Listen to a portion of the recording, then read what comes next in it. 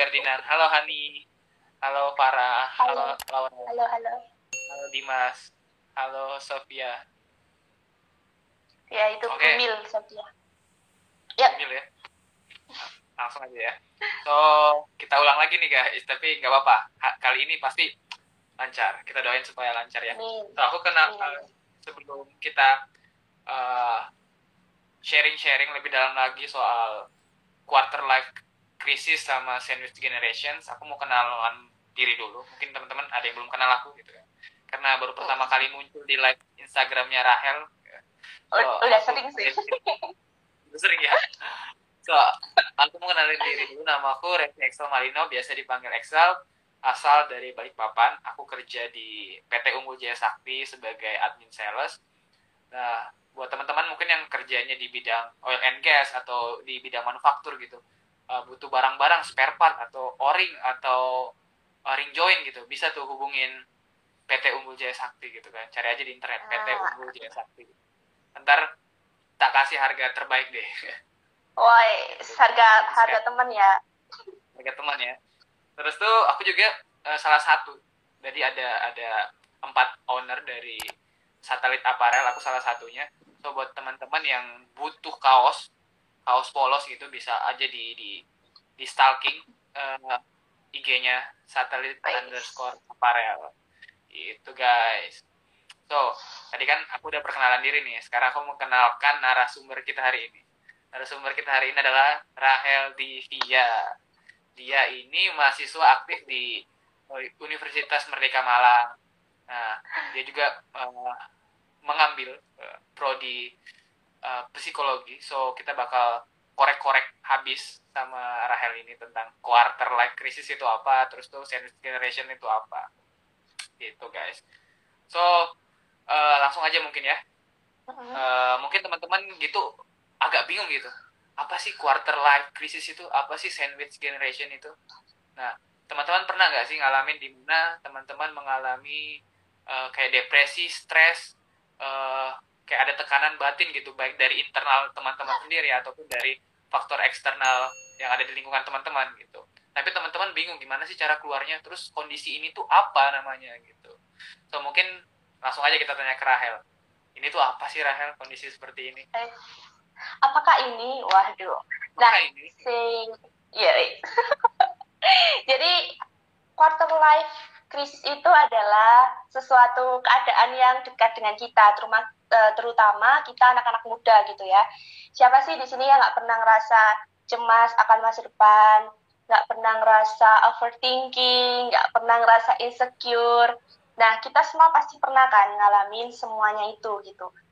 Jadi si quarter life crisis ini itu adalah keadaan di mana kita itu kerasa cemas, kita ngerasa khawatir akan masa depan kita, terus kita juga ngerasa kalau misalnya insecure nih sama orang-orang di sekitar kita kayak gitu.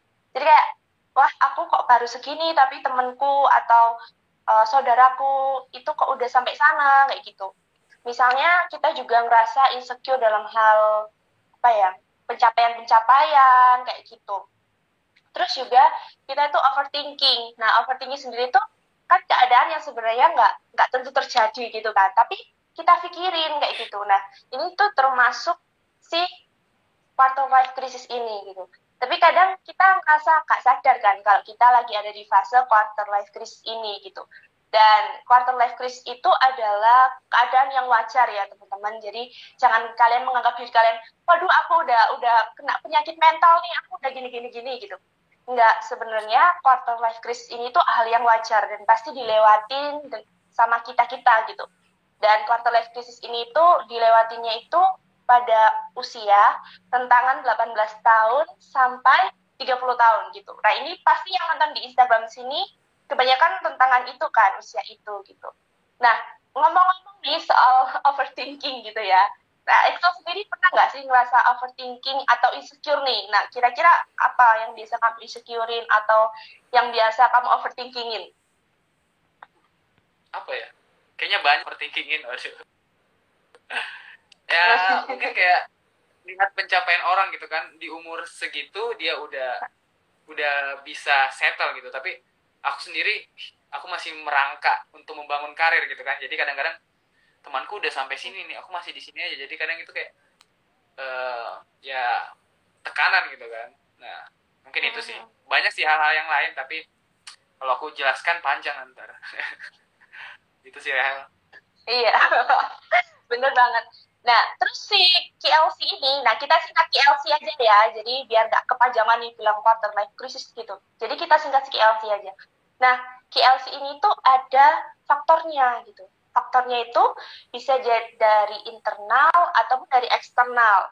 Nah, dari eksternal sendiri itu ya biasa lah ya, biasanya orang-orang di sekitar kita kayak menekan kita gitu. Jadi kayak misalnya umur 25 harus udah punya kerja, harus punya pasangan, harus punya penghasilan tetap, harus punya rumah misalnya kayak gitu. Nah, kadang tekanan-tekanan itu tuh yang buat kita tuh merasa cemas, kita ngerasa depresi, kita ngerasa kita khawatir akan masa depan kita gitu. Karena orang-orang di sekitar kita tuh anggap kalau kita ini tuh gak sama gitu, gak sama dengan kebanyakan orang gitu. Padahal kan tiap orang tuh punya waktunya sendiri-sendiri ya sebenarnya teman-teman. Kemudian juga faktor internal gitu. Nah, faktor internal tuh dari diri kita sendiri gitu. Gimana sih maksudnya? Jadi, apalagi kita anak muda, kalian pasti pernah ngerasa kalian tuh gak tahu jadi diri kalian tuh apa gitu ya. Kalian bingung, sebenarnya aku ini apa sih tujuannya dilahirkan? Oh, misalnya kayak gitu ya. Terus, misalnya, aku ini nanti kedepannya mau jadi apa ya gitu. Apalagi mungkin teman-teman yang udah lulus nih ya, terus kalian cari kerja kok gak ada yang sesuai dengan jurusanku, misalnya kayak gitu. Nah, kalian mempertanyakan sebenarnya aku nanti ke depan ini mau jadi apa sih? Kok aku itu nggak bisa kayak temen-temenku gitu, kok aku belum bisa kerja, misalnya kayak gitu. Nah, faktor-faktor ini tuh menyebabkan kita ngalamin si cemas tadi, si overthinking, kemudian kita ngerasa insecure sama orang-orang di sekitar kita, sama lingkungan kita, atau insecure sama diri kita sendiri, kayak gitu. Nah, kalau misalnya nih dari kamu gitu ya, saat kamu ngalamin si KLC ini, biasanya yang kamu tanda-tanda yang kamu alamin itu apa? Saat Biasanya kamu sih ngalamin ini. Stres, frustasi, mengurung diri. Waduh. Woi, depresi banget ya. Depresi banget gitu kan. Omongan tetangga guys, pedes gitu. Bener banget nih, omongan tetangga itu kadang menyakitkan. Congorna tetangga lebih kejam. Waduh. Mantap. Nah, jadi si KLC ini itu ada tanda-tandanya. Kadang kan kita nggak sadar nih kita lagi ngalamin si KLC gitu ya.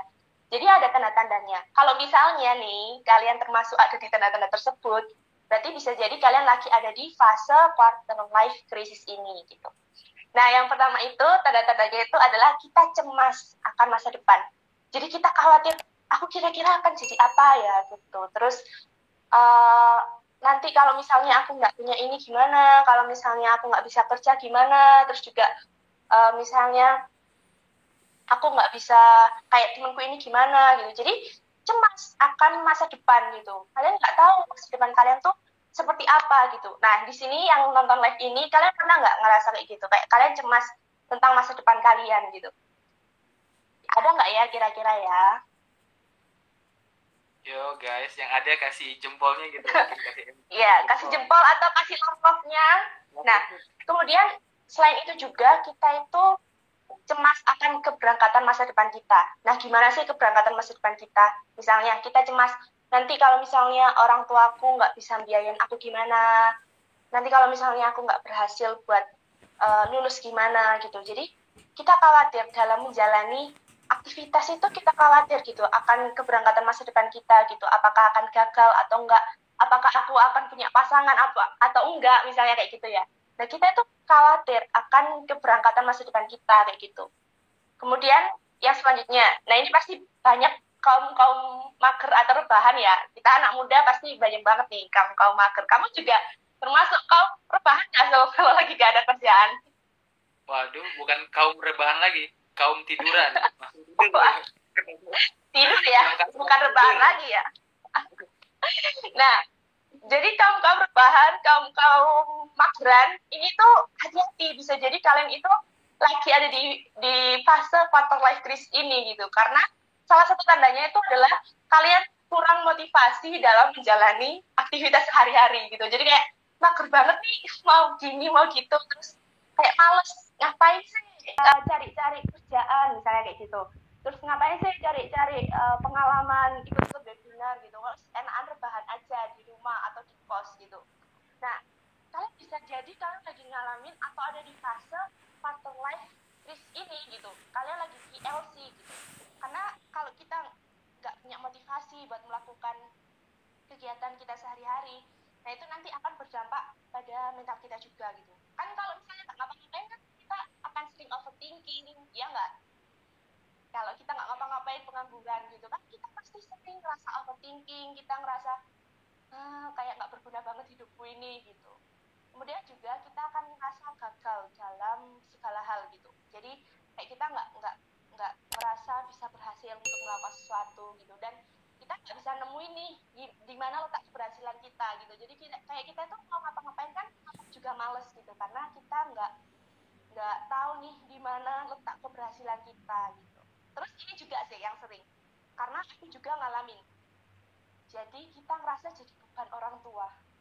Pernah nggak sih kamu ngerasa jadi beban orang tua gitu? Apalagi cowok ya. Nah, cowok ini kebanyakan sering ngalamin KLC guys, karena kan tanggung jawabnya besar gitu kan. Kok kamu segini masih belum punya aset gini. Kok kamu masih minta orang tua gitu? Apalagi cowok biasanya gengsinya gede nggak sih? Ya benar. Iya. Ya sih, benar sih Rahel. Jadi kita kan cowok gitu. Kadang-kadang kita tuh revive gitu. Karena kalau kita diketekin orang tua mulu, kita gimana jadi orang gitu. Gimana kita bisa menghidupin anak orang. Waduh, kalau kita diketekin orang tua terus. Jadi itu kayak tekanan batin gitu. Aku pokoknya harus settle, aku harus ini segala macam. Jadi kayak ada effort lebih yang harus kita berikan ke orang tua. Benar. Ada effort memberikan sesuatu gitu kan ya. Ya, jadi itu tadi nih tanda-tanda dari quarter life crisis gitu. Nah, coba nih koreksi diri kalian. Aku kayak gitu nggak ya gitu.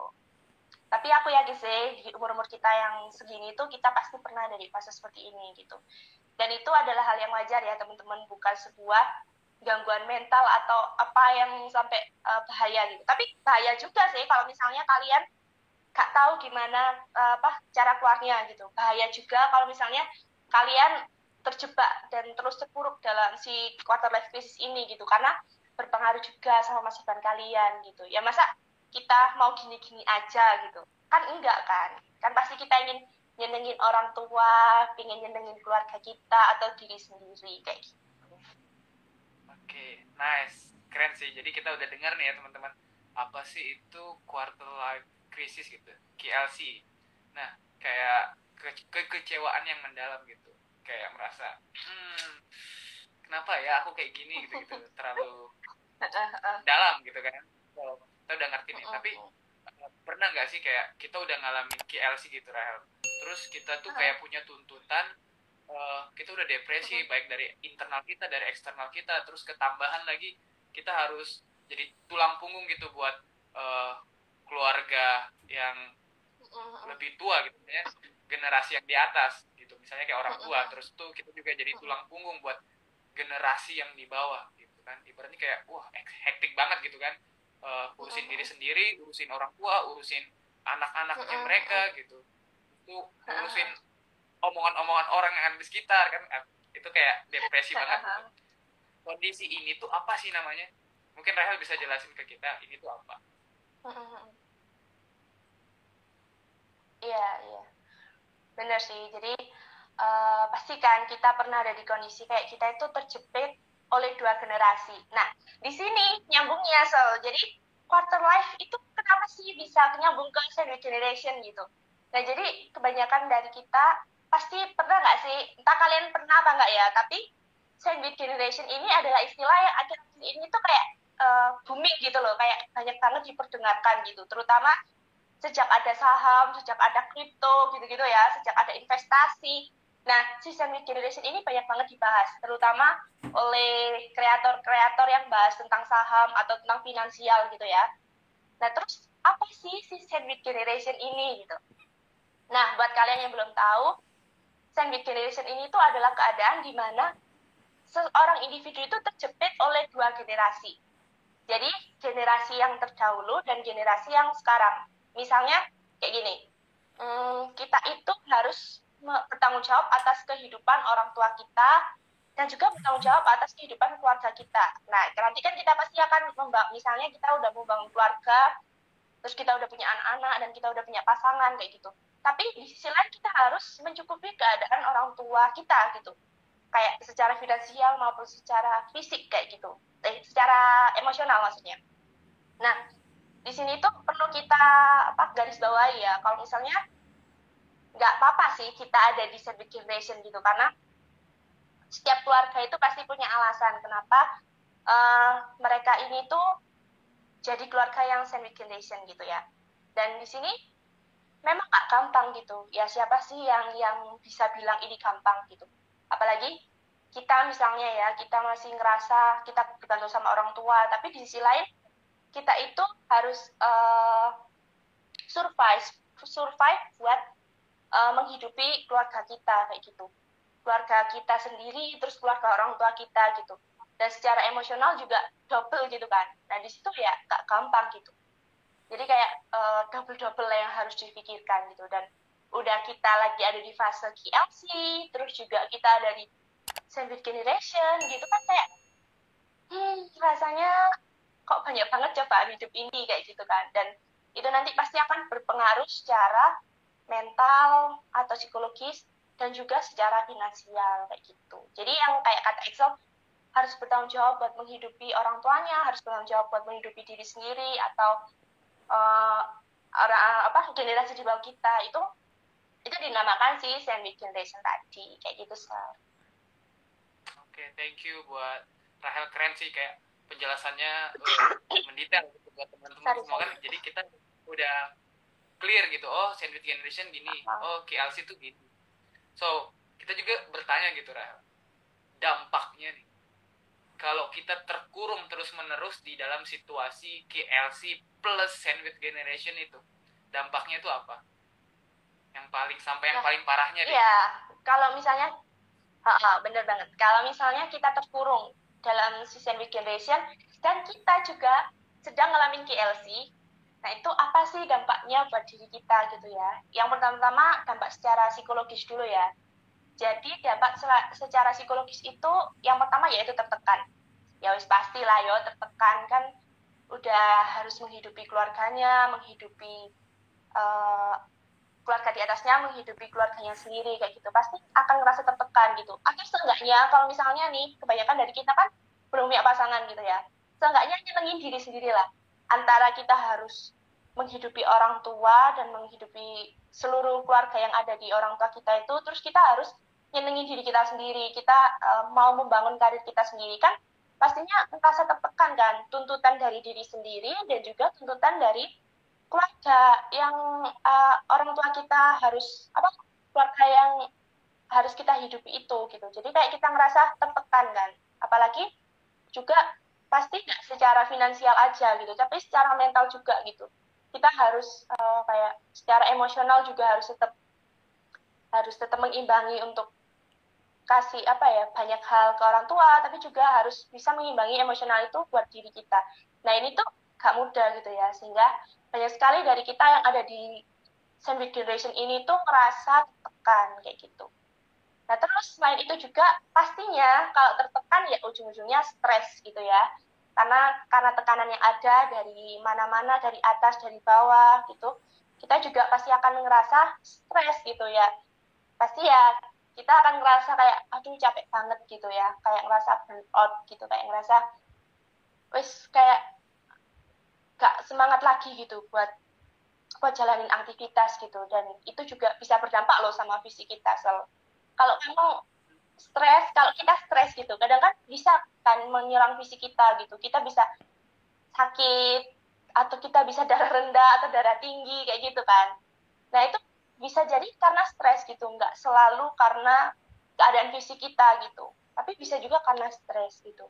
Dan stres ujung-ujungnya adalah frustasi gitu. Jadi kita nggak punya semangat lagi buat menjalani kehidupan. Bahaya banget kan sebenarnya kalau misalnya kita terlalu terpuruk sama keadaan itu gitu.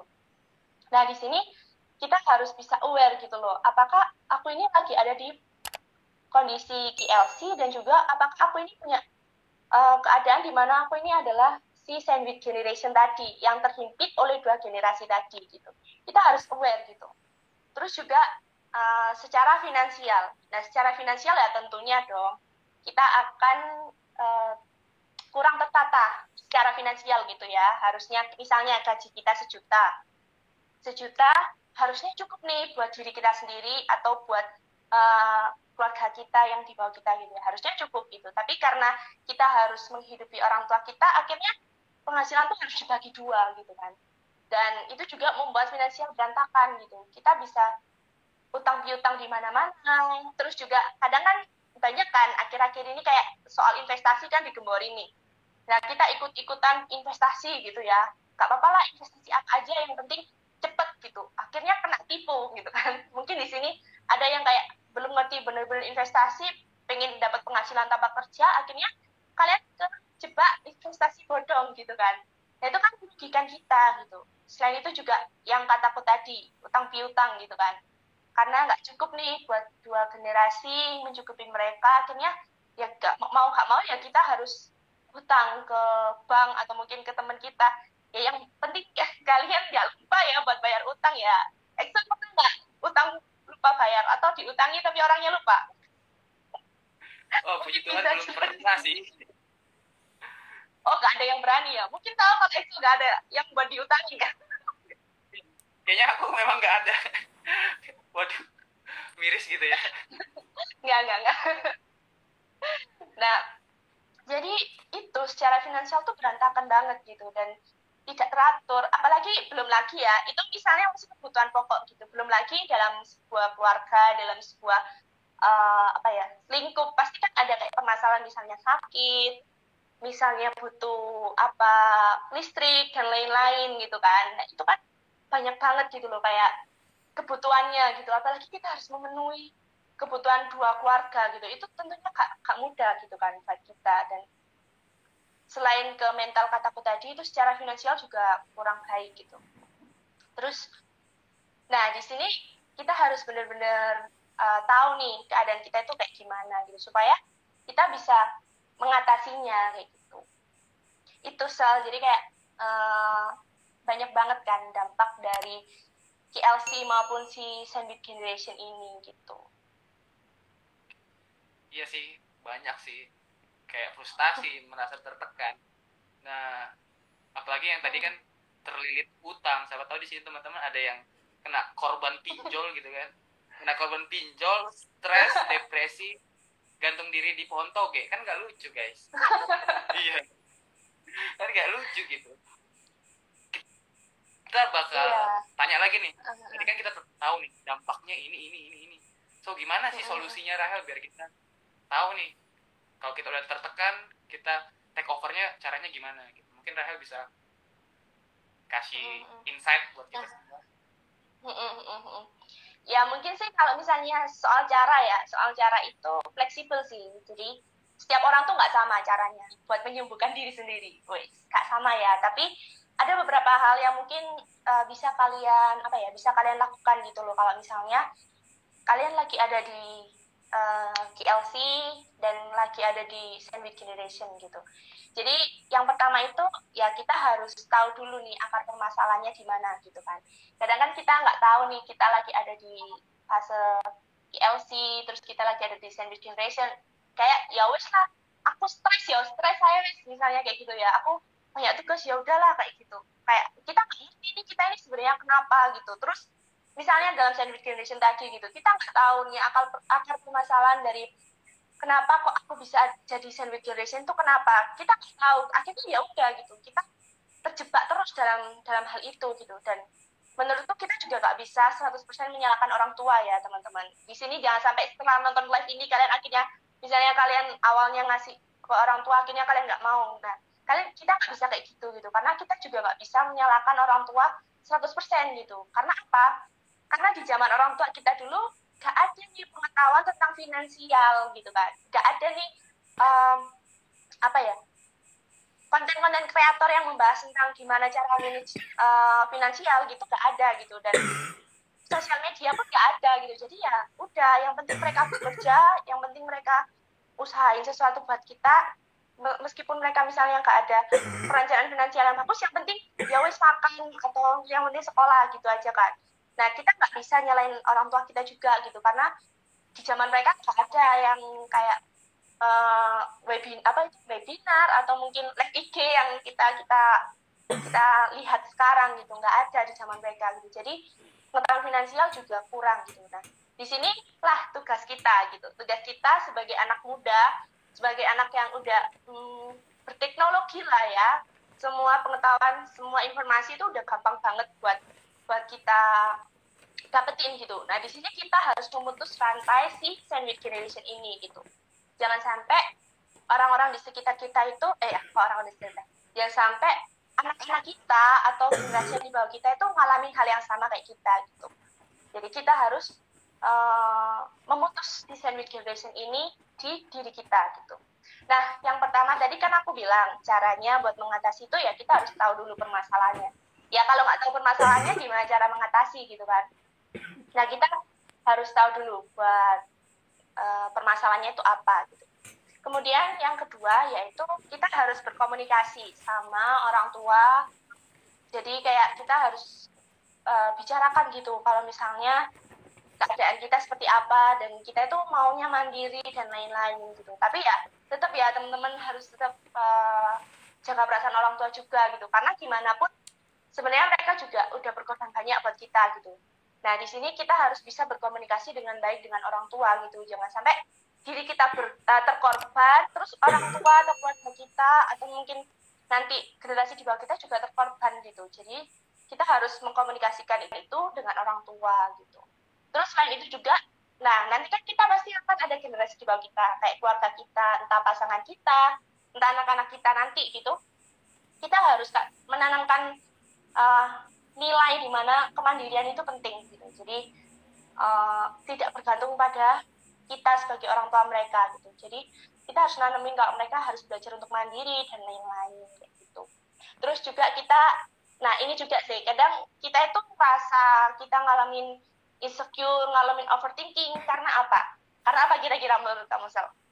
Kita ngerasain itu semua. Karena kenapa ya? Yuk nungguin ya. Ya banyak sih faktornya kayak tadi yang Rahel jelaskan gitu kan, kita merasa overthinking karena ya kita insecure dengan lingkungan kita gitu kan, atau kita ngelihat teman-teman udah settle tapi kita belum settle gitu. Jadi kayak ya faktornya sih kalau dari aku sih sering yang bikin tuh insecure. Iya. Nah jadi kayak kata Exo tadi, lihat teman kita udah settle terus kita kok enggak. Nah itu artinya apa? Karena kita nggak fokus sama diri kita sendiri. Kita fokus sama pencapaian orang lain, kita fokus sama omongan orang, omongan tetangga, kata Excel tadi. Kita fokus sama itu semua gitu. Kita nggak fokus dengan apa yang kita kerjakan, apa yang sudah Tuhan percayakan sama kita gitu. Kita nggak fokus sama itu gitu. Tapi malah kita fokus sama pencapaian orang, sama karir orang, sama relationship-nya orang lain gitu. Kita fokus sama kehidupan orang lain gitu. Nah, jadi di sini gimana biar kita gak ngalamin si KLC ini, apalagi kita ada di lingkup atau ada di generasi sandwich itu, gimana biar kita itu nggak terasa dampaknya yang buruk buat kesehatan mental tadi itu. Ya kita harus fokus dengan diri kita sendiri, kita harus fokus dengan apa yang kita kerjakan, kita harus fokus dengan pencapaian kita gitu. Jadi jangan lihat pencapaian orang lain, ya nggak apa-apa sih lihat pencapaian orang lain asalkan itu dijadikan motivasi ya, bukan dijadikan ajang menyalahkan diri sendiri kayak gitu. Nah, selain itu juga kita harus bersabar sama setiap proses yang sudah Tuhan kasih gitu ya. Karena setiap orang itu punya waktunya sendiri-sendiri, setiap orang tuh punya prosesnya sendiri-sendiri. Kita nggak bisa loh pukul rata, umur segini harus udah segini, umur segini harus udah punya rumah, umur segini harus punya pekerjaan dan lain-lain. Umur segini harus udah lulus, umur segini harus sudah nikah. Kita nggak bisa mematok rata setiap orang gitu, karena setiap orang tuh punya waktunya sendiri-sendiri. Aku punya waktunya sendiri, Excel punya waktunya sendiri, teman-teman di sini juga punya waktunya sendiri-sendiri gitu ya. Jadi jangan fokus dengan pencapaian orang lain. Kalau misalnya kalian jadikan pencapaian orang lain sebagai motivasi biar kalian semangat buat ngerjain bagian kalian dalam hidup kalian, itu is okay. Tapi jangan jadikan itu sebagai apa ya, ajang kalian membandingkan diri dengan diri kalian gitu ya. Jangan juga jadikan itu sebagai membuat kalian tuh jadi ngerasa ciut, istilahnya kayak gitu. Rasa kalian gak lebih dari mereka dan kalian gak bisa apa-apa gitu. Karena setiap orang tuh pasti punya tujuan dalam kehidupannya, kenapa dia ada dalam dunia ini gitu ya. Nggak ada satupun orang yang diciptakan. Setiap tujuan juga memiliki waktu dan prosesnya masing-masing gitu. Jadi benar-benar sadari itu guys gitu. Meskipun mungkin kita adalah saat-saat dimana kita ngerasa kita insecure, kita ngerasa kita khawatir dengan masa depan kita gitu. Nah, misalnya kalian ngerasain itu, kalian bisa ingat lagi, oh iya ya, proses setiap orang berbeda, waktu setiap orang itu berbeda gitu. Jadi kita fokus aja dengan apa yang kita percayain dan kita tekun buat proses yang sudah terjadi dalam hidup kita kayak gitu. Ini banget ya, kayak dalam banget ya pembahasannya gitu ya. Karena anak muda itu selalu pasti sih kayak ngalamin ini gitu, kayak rasa insecure, ngerasa kayak gak mampu gitu ya, ngerasa kayak dia yang paling tertinggal. Pasti kayak ngerasa kayak gitu ya.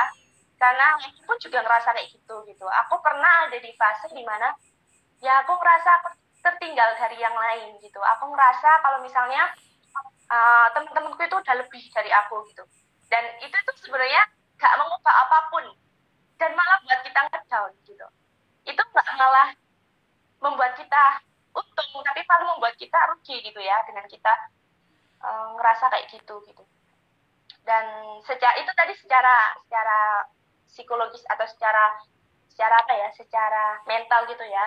Dan ada juga sih tips-tips buat kalian, misalnya kalian bingung gitu ya, gimana caranya buat biar aku ini gak terlalu lihat orang lain dan lain-lain. Nah, kalian itu jangan terlalu jahat pada diri kalian sendiri kayak gitu ya.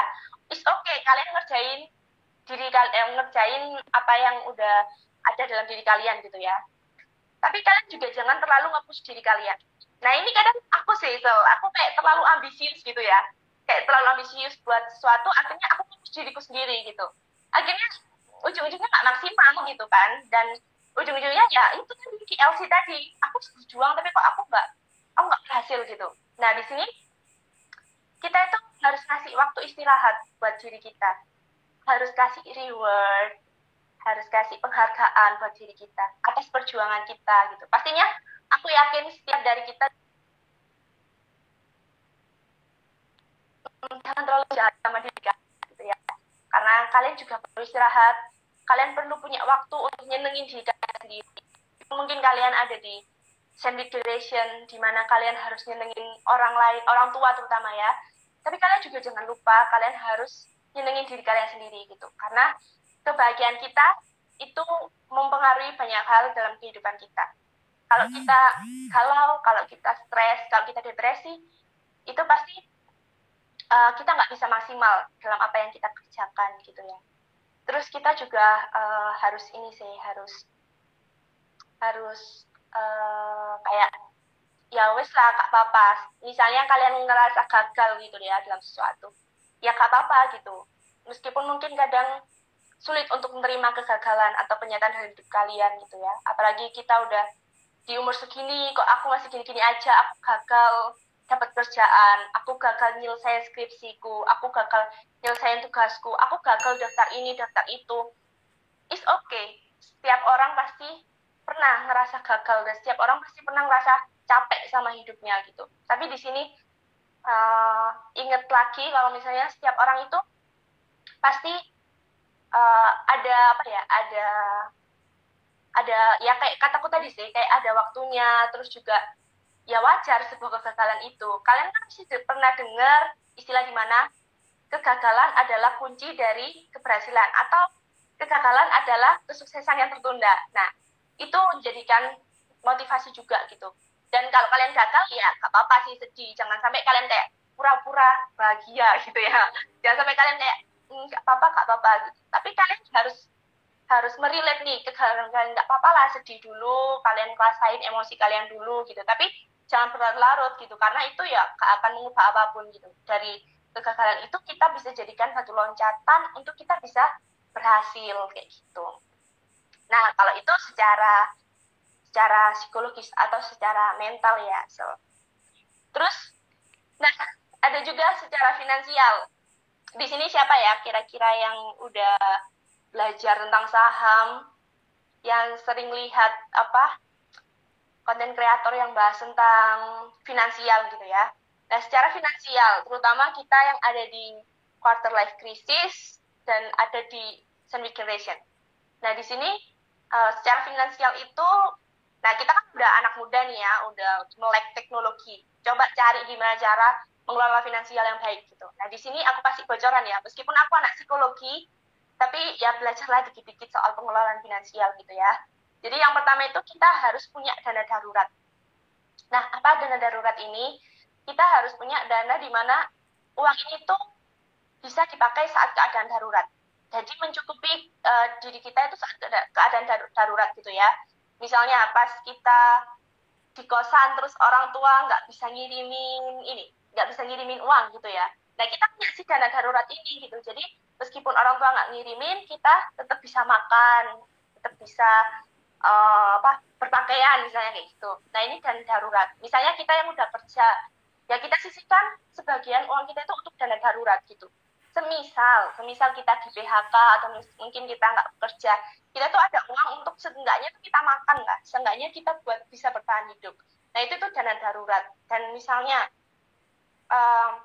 ada kebutuhan-kebutuhan lain yang itu nggak terduga gitu ya. Nah, itu bisa kita gunakan sih dana darurat ini. Ya bayangin aja kita nggak punya dana darurat, terus tiba-tiba kita di PHK gitu. Ya kita bingung kan mau kemana. Akhirnya ya kayak tadi, ke utang piutang kayak gitu tadi kan. Terus juga yang kedua itu kita harus mulai memikirkan asuransi. Ya nggak apa-apa sih mahasiswa asuransi gitu ya. Yang kerja apalagi kan. Kita juga harus mikirin asuransi gitu. Karena namanya musibah kan kita nggak tahu nih. Kita mau kenapa ke depannya gitu ya. Misalnya orang tua kita sakit. Atau mungkin ada kendaraan yang perlu diservis dan lain-lain gitu. Nah, kita bisa nyisikan sedikit banget uang kita juga buat asuransi gitu, misalnya BPJS atau apa gitu ya. Aku nggak begitu ngerti soal perasuransian gitu. Pokoknya ya kita harus menyisikan untuk asuransi gitu, karena kita nggak tahu sewaktu keluarga. Terus harus menyiapkan juga untuk dana-dana di masa tua gitu ya guys, karena kan jangan sampai anak-anak kita nanti jadi sandwich generation kayak kita misalnya gitu ya. Nah, jadi kita meskipun nanti suatu saat kita sudah tua, kita sudah nggak bekerja, kita itu ada dana pensiun gitu loh. Jadi ya kita nggak bergantung lagi sama anak-anak kita gitu. Mereka bisa membangun hidupnya, membangun karirnya dengan maksimal. Tapi kita juga tetap bisa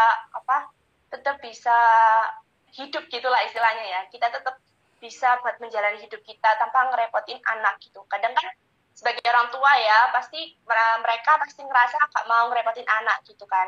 Tapi kan kadang keadaannya memaksa hal itu gitu. Jadi kita harus siapin dana pensiun kayak gitu. Terus juga yang terakhir, nah kita harus melek investasi ya guys, karena gak selamanya kita bekerja untuk uang gitu. Gak selamanya kita bekerja untuk uang. Jadi uang yang harus bekerja untuk kita gitu. Ini secara finansial ya. Jadi caranya gimana ya? Kita investasi gitu. Investasi bisa dengan banyak hal gitu ya. Jadi kita bisa menginvestasikan sebagian dari hasil kita bekerja gitu. Supaya apa? Supaya nggak selamanya kita bekerja, tapi penghasilan kita itu bisa bekerja buat kita kayak gitu. Dan dari situ meskipun kita di sandwich generation, setidaknya kalau kita bisa menata finansial dengan baik, itu kita nggak terlalu kesusahan lah ke depannya. Dan kalau kita nggak kesusahan secara finansial itu juga bisa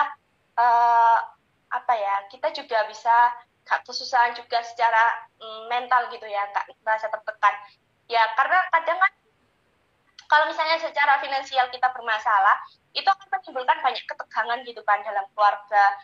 Jadi kayak banyak konflik, jadi kayak banyak apa ya, jadi kayak banyak cekcok gitu, karena bisa jadi karena finansialnya kurang tertarik gitu, ya mengarahnya.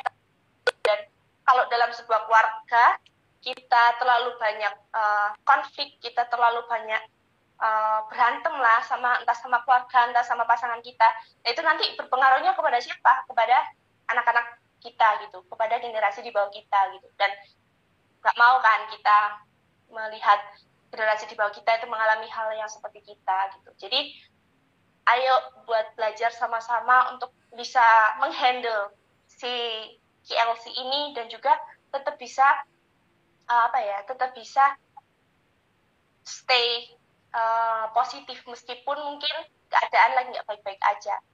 Maksudnya kayak kita tetap bisa waras gitulah ya, meskipun keadaan mungkin nggak baik-baik aja gitu.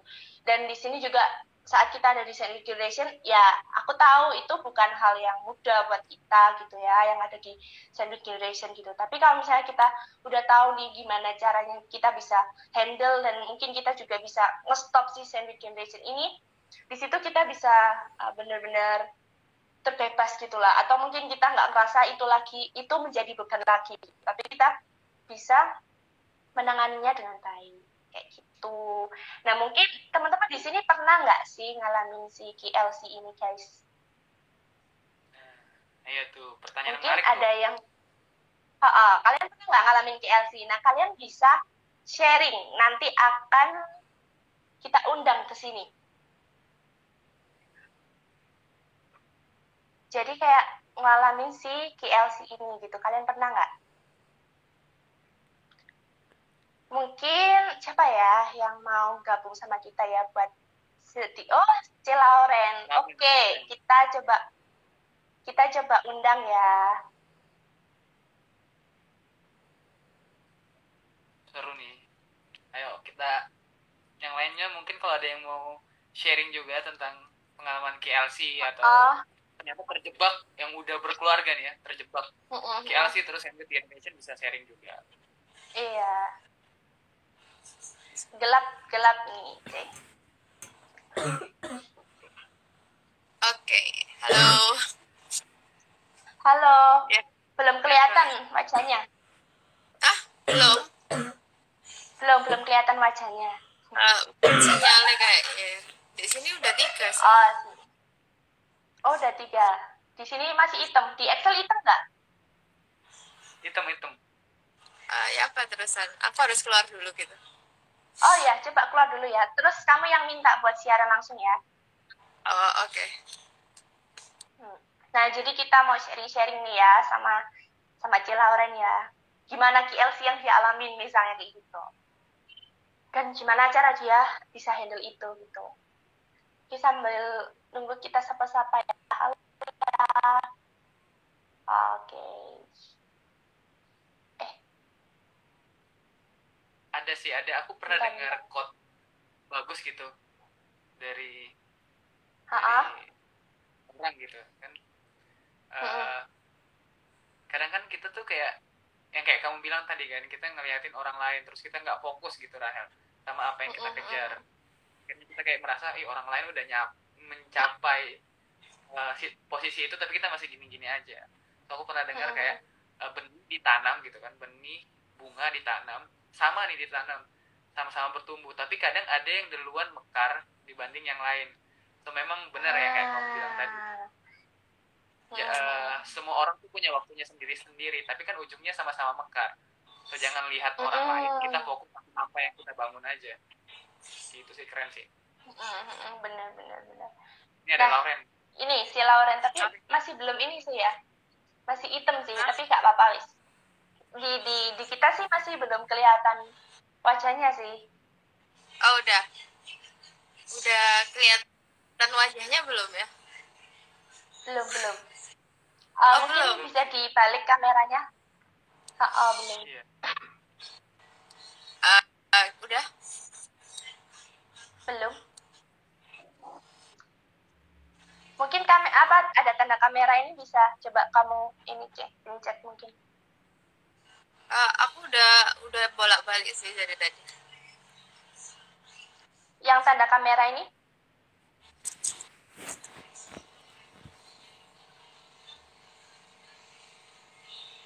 Oh, nggak bisa ya? Kayaknya nggak apa-apa. Nggak apa, udah. Coba sharingkan gimana sih saat kamu ngalamin CKLC ini dan gimana cara buat handle-nya kayak gitu, Cek.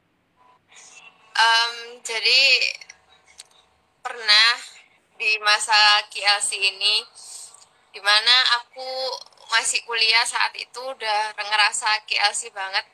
Eh, Orang-orang udah pada lulus, udah pada skripsi gitu kan, udah sidang skripsi, sedangkan aku masih berkutik dengan bab 1 sampai 3 gitu.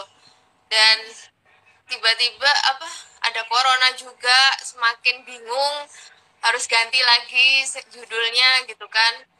Kemudian yang lain udah pada lulus, udah keterima kerja, terus teman-teman sekolah juga ini udah pada lulus juga, teman-temanku SMA udah lulus, kemudian uh, dapat kerjaan, bisa membiayai orang tua juga, kemudian bisa ngasih, bisa jajan, bisa merawat diri gitu kan. Jadi kayak wah, kayak agak-agak iri gitu kan.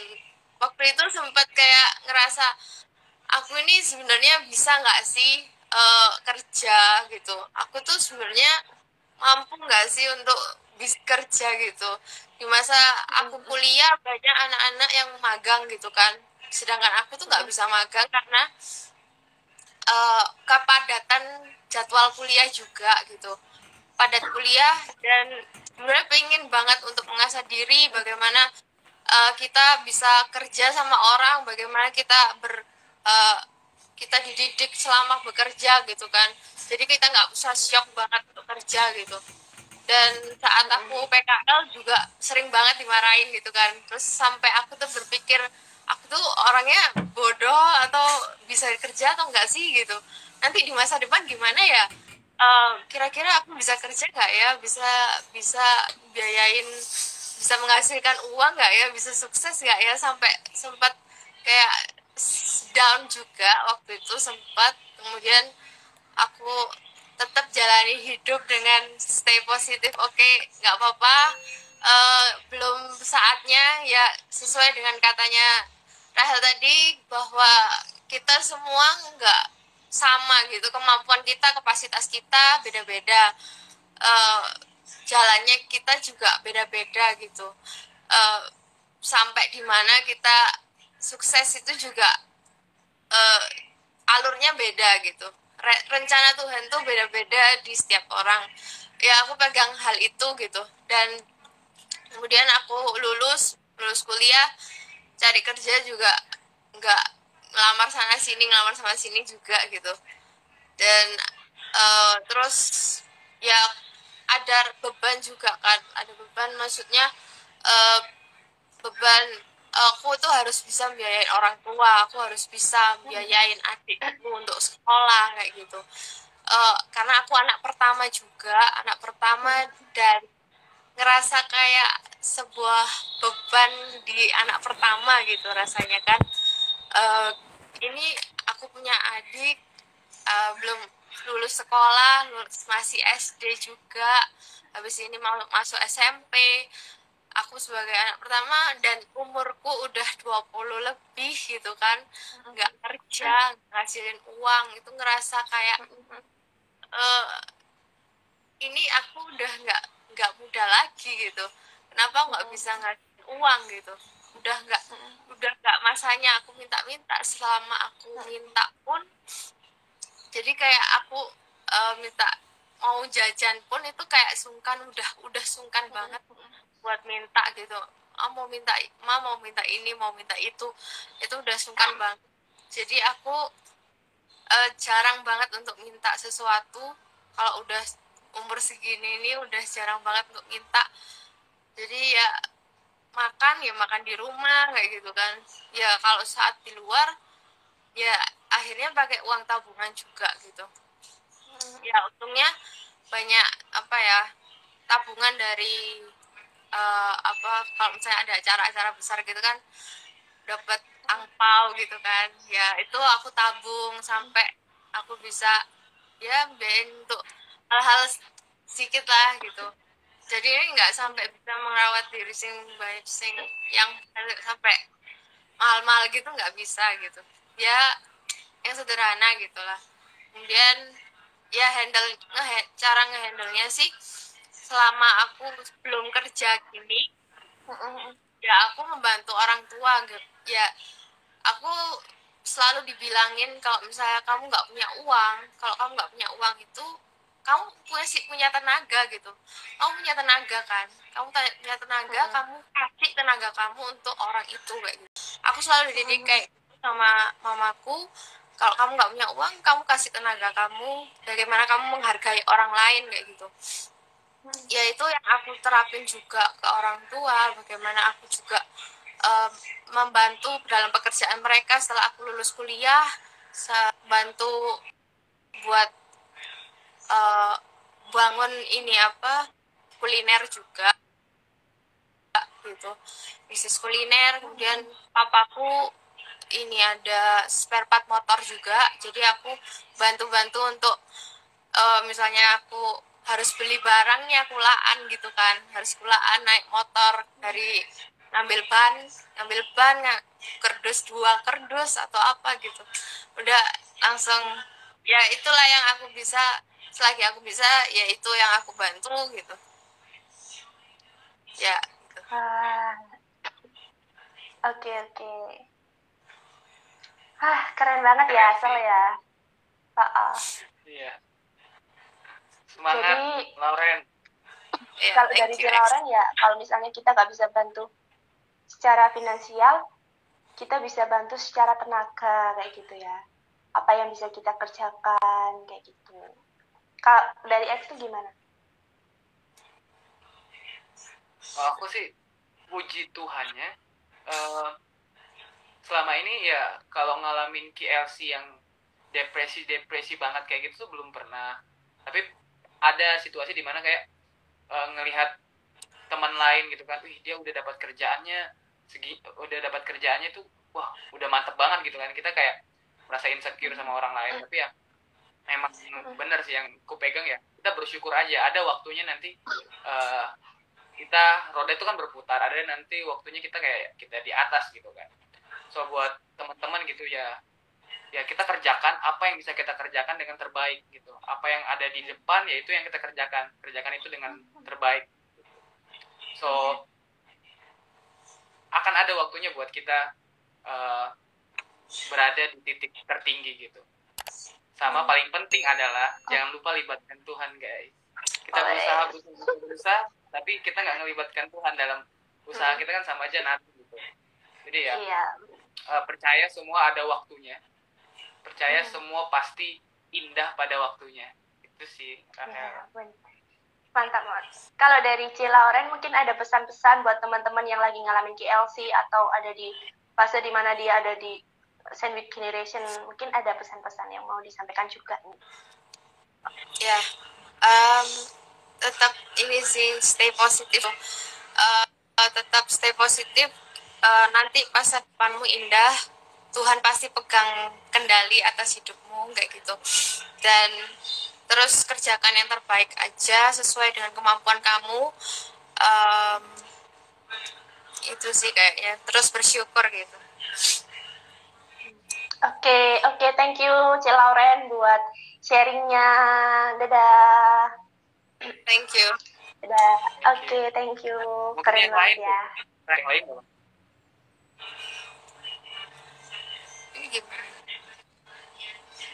Nah, jadi kalau dari aku, sorry. Kalau dari aku sih ya sama sih kayak kalian gitu. It's okay kita ngerasa sedih atau kita ada di KLC, kita ada di keluarga yang sandwich generation tuh gak apa-apa. Tapi ingat kalau misalnya kita semua itu ada masanya sendiri-sendiri. Kita punya waktu sendiri dalam kehidupan kita.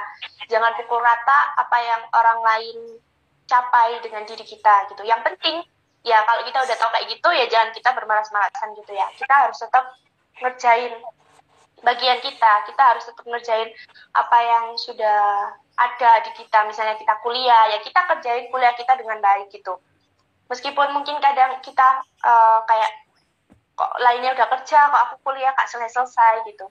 Ya gak apa-apa, tiap orang punya waktunya masing-masing. Yang penting ya kita tetap usaha. Jangan sampai kalian punya motivasi kayak gitu, tapi kalian rebahan aja, kalian tugas gak pernah ngerjain, kalian skripsi gak pernah ngerjain, misalnya kayak gitu. Ya itu gak akan berubah apapun gitu. Yang pasti kalian boleh gak berpikir positif, boleh-boleh aja sih sebenarnya. Tapi yang penting kalian gak terpuruk dengan hal itu gitu. Jangan sampai kalian juga mengingkari emosi yang ada dalam diri kalian ya. Kalian kalau misalnya kalian lagi sedih ya, is okay kalian ngerasa sedih gitu. Tapi jangan buat itu jadi hambatan buat kalian untuk maju, untuk kalian berhasil ke depannya. Dan ingat kataku tadi ya, setiap dari kita itu punya tujuan. Kenapa kita diciptakan? Gak ada satupun orang diciptakan tanpa tujuan dalam hidupnya. Kayak gitu, Bu. So, oke. Keren. Atau dari yang lain nih, mungkin kalau ada yang mau sharing juga gitu, mungkin sekarang KLC bisa di-sharingkan. Apa-apa. Tulis aja komen. Aku mau sharing gitu atau halo. Apa gitu. Iya. Mungkin C. Lauren bisa ini ya, bisa bergantian dengan yang lain. Terima kasih, C. Oke. Mungkin ada yang mau menambahkan atau mungkin mau sharing juga. Boleh, teman-teman. Aku kayaknya sih mau sharing sih, tapi bukan experience-ku gitu, tapi temanku. Mungkin bisa memberkati teman-teman juga kayak ada di sini. Oh, siapa, Sol? Jadi, aku kan teman kantor gitu. Aku tuh kalau dengar ceritanya tuh kayak, ih kasian banget gitu. Kok dia bisa dapat keluarga yang kayak gini gitu, kayak nggak terima nih dia ada di posisi kayak gitu, kasian banget gitu kan, karena dia seniorku di kantor, dia itu penghasilannya dia sisihkan buat cicil motor gitu, dia sisihkan buat cicil motor, tapi orang tuanya cuman bilang motor ini biar adikmu yang pakai gitu. Jadi dia nyicil gitu, tapi motornya yang pakai adiknya. Sampai satu ketika udah lunas cicilannya, ya motornya itu bapaknya bilang kasih ke adiknya aja. Udah dikasih ke adiknya, kan dikasih ke adiknya, habis itu adiknya bawa tuh motornya kan keliling sana sini tabrakan. Pulang nangis, terus sebagai kakaknya tuh kayak ngomong kayak gini, ini kenapa motorku bisa kayak gini, siapa yang mau bertanggung jawab kayak gini. Terus bapaknya tuh ngomong kayak gini, terus kamu mau bapak yang tanggung jawab gitu kan. Ibaratnya kayak dia udah nyicil, dia nggak jarang pakai motornya, yang pakai adiknya, terus adiknya tabrakan, terus dia bilang, terus bapaknya bilang, emang bapak yang mau gantiin gitu kan, biaya segala macamnya gitu kan. Terus tuh adiknya bilang, kamu tega ya, kayak gitu ibaratnya kayak Lauren tadi itu kan, seorang kakak itu kayak ada rasa yang kayak gitulah.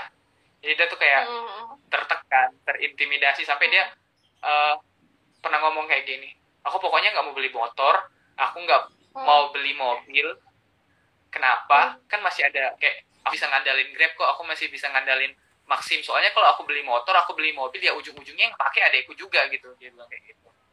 Jadi lebih baik nanti aja, tunggu aku berkeluarga, biar baru aku beli motor, baru aku beli mobil. Jadi dampak dari KLC sama Sandwich Station itu sampai segitunya gitu, sampai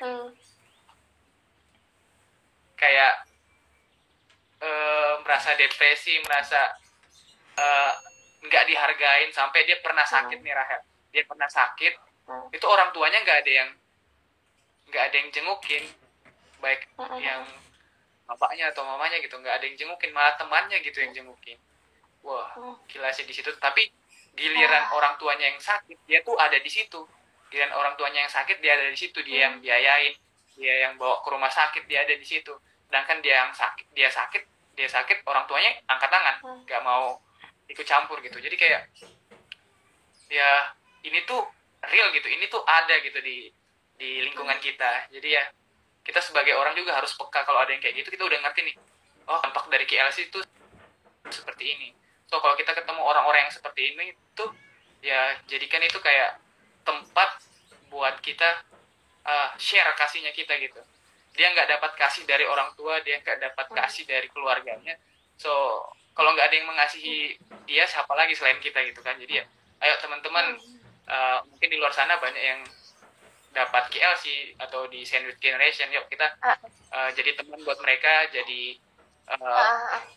memberi kasih buat mereka itu sih. Jadi yuk sama-sama, itu kayak kerinduan kita sama-sama lah, anak-anak muda gitu. Mantap banget. Ya, benar banget ya. Jadi bisa jadi kita saat ada di keadaan KLC, kita bisa keluar dari situ, kita bisa juga buat menguatin orang-orang di sekitar kita, kayak gitu. Itu sih, Sal. Jadi kalian pasti bisa buat ngelewatin masa-masa ini dan tetap survive buat kehidupan kalian, gitu. Thank you. Mungkin itu aja kali ya, Rahel, kayak kita sharing hari ini udah panjang kali lebar kali tinggi, udah insight-insightnya tuh udah banyak banget gitu. Jadi mungkin ya kembali lagi ke kita bakal aplikasikan atau enggak, dan aku berharap buat teman-teman semua kita sama-sama kita aplikasikan apa yang udah kita sharingkan di sini. Kita juga banyak belajar nih dari Rahel nih kan tentang Sandwich Generation itu apa, solusinya seperti apa, akibatnya di situasi itu tuh gimana. Kita udah tahu, waktunya kita praktekkan nih di kehidupan kita masing-masing. Nah, mungkin dari Rahel nih ada closing statement gitu buat teman-teman. Ya, dari tadi sebenarnya udah banyak closing statement ya teman-teman. Jadi iya kan. Jadi banyak banget hal-hal yang deep yang kita bicarain hari ini ya. Ya balik lagi terus ya. Jadi setiap dari kita punya proses dalam kehidupan kita masing-masing. Kerjakan apa yang ada dalam diri kita, apa yang sudah Tuhan kasih, kerjain itu semaksimal mungkin, dan fokus dengan diri kalian, dengan tujuan hidup kalian. Jangan kalian membandingkan diri kalian dengan orang lain, karena setiap orang punya proses dan punya waktunya masing-masing. Terima kasih semuanya. Thank you buat yang udah hadir hari ini ya. God bless.